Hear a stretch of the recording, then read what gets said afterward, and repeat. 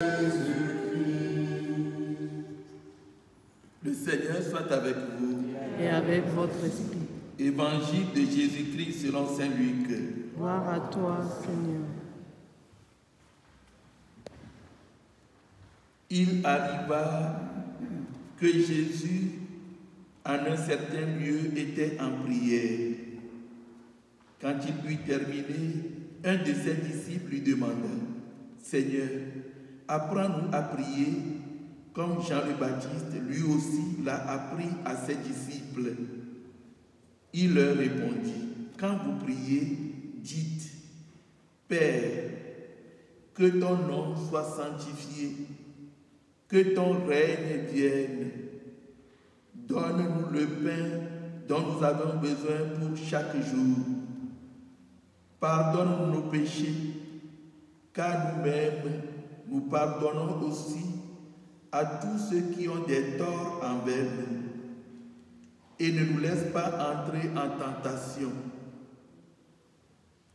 Jésus leur dit encore: imaginez que l'un de vous ait un ami et aille le trouver au milieu de la nuit pour lui demander: mon ami, prête-moi 3 pains, car un de mes amis est arrivé de voyage chez moi et je n'ai rien à lui offrir. Et si de l'intérieur l'autre lui répond: ne viens pas m'importuner, la porte est déjà fermée, mes enfants et moi, nous sommes couchés. Je ne puis pas me lever pour te donner quelque chose. Eh bien, je vous le dis, même s'il ne se lève pas pour donner par amitié, il se lèvera à cause du sang-gêne de cet ami et lui donnera tout ce qu'il lui faut. Moi, je vous dis, demandez, on vous donnera. Cherchez, vous trouverez. Frappez, on vous ouvrira. En effet, quiconque demande reçoit. Qui cherche trouve. À qui frappe, on ouvrira. Quel père parmi vous, quand son fils lui demande un poisson, lui donnera un serpent au lieu du poisson? Ou lui donnera un scorpion quand il demande un œuf? Si donc, vous qui êtes mauvais, vous savez donner de bonnes choses à vos enfants, combien plus le Père du ciel donnera-t-il l'Esprit Saint à ceux qui le lui demandent? Acclamons la parole de Dieu. Louange à toi, Seigneur Jésus.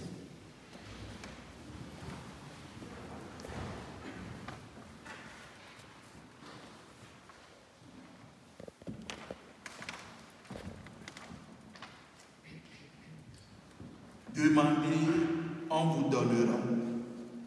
Cherchez, vous trouverez. Frappez, on vous ouvrira. Chers frères et sœurs dans le Christ, la prière est au cœur de la liturgie de ce 17e dimanche du temps ordinaire. La prière est assurément l'un des indicateurs les plus crédibles de notre vie spirituelle.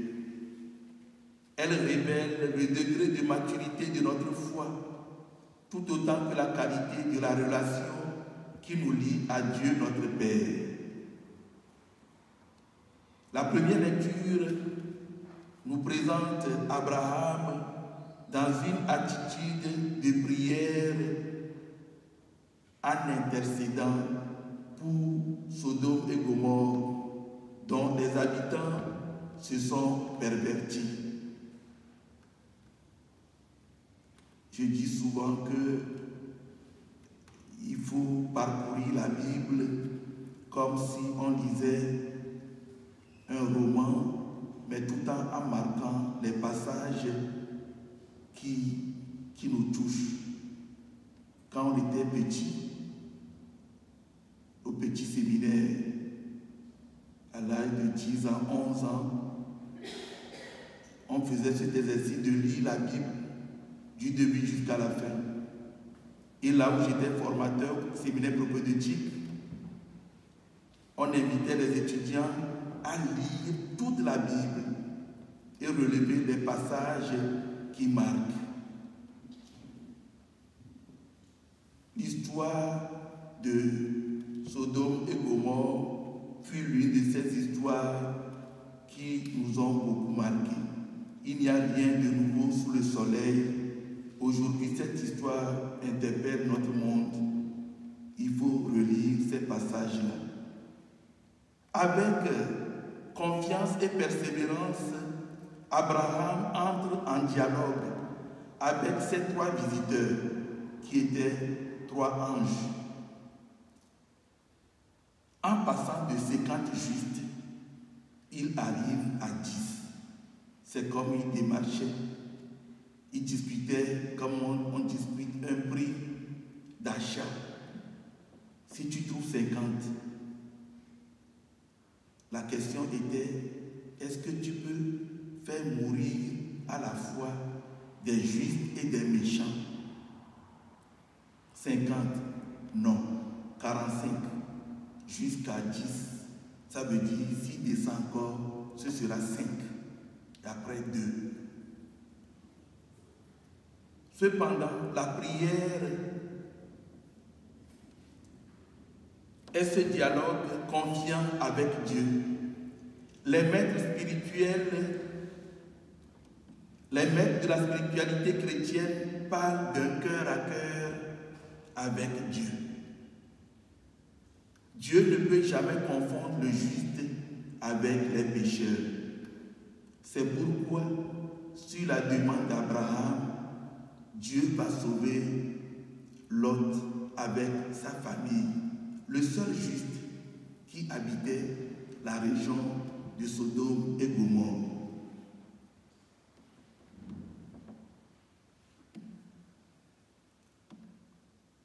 La prière, la vie de prière connaît beaucoup d'obstacles. Le tout premier obstacle, c'est parler du manque du temps. J'aime pas de temps. Parmi les nombreux obstacles de la vie de prière, il y a aussi le silence de Dieu face à nos demandes, ce qui entraîne un découragement. Nous pensons parfois que la prière consiste essentiellement à imposer notre volonté à Dieu, à lui faire changer d'avis ou à obtenir à tout prix ce que nous voulons. Mais c'est une erreur de notre part, car prier, c'est tout d'abord exprimer son amour à Dieu.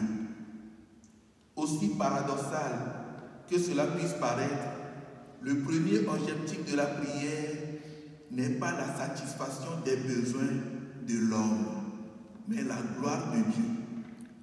Voilà pourquoi dans la prière du Notre Père, les trois premières invocations concernent Dieu, son nom, son règne et sa volonté. Ce n'est que dans un deuxième temps que le regard se tourne vers l'homme. Cherchez d'abord le règne de Dieu, le reste vous sera donné par surcroît. À travers la prière, un lien filial, un lien d'amitié se crée entre Dieu et nous. Une manière simple de prier est de savoir dire merci à Dieu chaque jour qu'il nous donne, dans la joie comme dans les épreuves. Merci au Seigneur pour tous ses bienfaits à notre endroit. Et aussi savoir lui demander pardon. Pardon pour nos fautes, pardon pour nos indifférences à l'égard de nos frères et sœurs. Et il faut toujours se rappeler comment terminer nos prières de demande. À l'exemple de Jésus, en s'adressant à Dieu notre Père. Non pas ma volonté, mais que ta volonté soit faite. Sûr que Dieu ne peut jamais nous vouloir du mal. Que le Seigneur fasse de nous des hommes et des femmes de prière, en entrant souvent en dialogue confiant et filial avec lui, pour sa gloire et notre salut. Amen. Amen.